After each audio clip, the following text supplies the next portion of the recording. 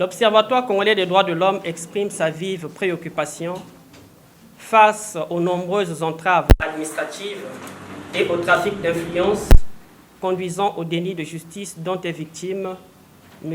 Com Venceslas Ngandounou, après avoir été arbitrairement détenu et victime de torture au commissariat de police de Foix de la part du colonel Louis Londo Ngoyo, commandant des forces territoriales de police de Brazzaville.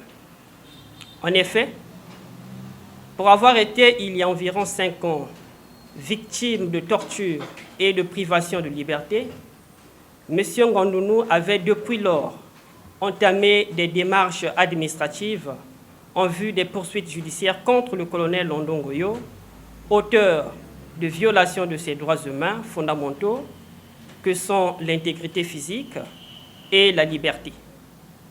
Pour ce faire, toute la documentation pertinente pour rester en justice devenait impossible à obtenir, aussi bien au commissariat de police de l'Enfoi qu'à la direction générale de la police, à l'inspection générale de la police, du fait d'une conspiration, du blocage au sein de ces services de sécurité publique, pourtant auxiliaires de la justice.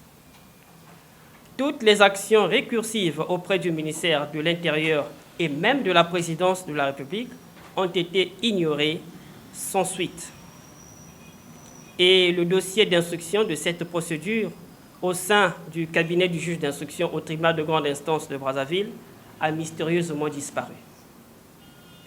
Au regard de cette consécration de l'impunité d'un officier supérieur de police au moyen d'une conspiration du blocage au sein de la police nationale, qui soulève ainsi de sérieuses préoccupations quant à l'état de l'administration de la justice et de l'autorité du pouvoir judiciaire au Congo, l'OCDH recommande aux autorités judiciaires congolaises de mener une enquête approfondie et indépendante sur des allégations de violation des droits humains impliquant les forces de l'ordre, en mettant l'accent sur les responsabilités des officiers de police concernés, notamment celle du colonel Londo Ngoyo Louis, du colonel Moudilou Jean Gervais, du capitaine Songa et du capitaine de la gendarmerie nationale, M. Guy Ferdinand Tsayunga. De garantir l'indépendance et l'impartialité du système judiciaire en traitant cette affaire de manière transparente, sans aucune forme d'ingérence ou de pression politique. D'assurer la protection des victimes, des témoins et de leurs familles tout au long de la procédure judiciaire, en évitant toute forme de discrimination, de représailles ou d'intimidation.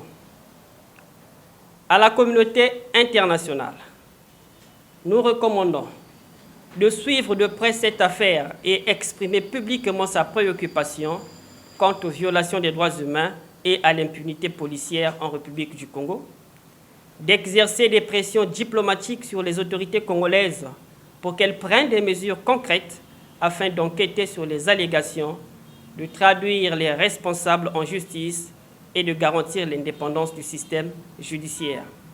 Enfin, d'encourager le dialogue et la coopération entre les autorités congolaises et la communauté internationale pour promouvoir le respect des droits humains et l'état de droit en République du Congo. Fait à Brazzaville le 19 juin 2023. Je vous remercie.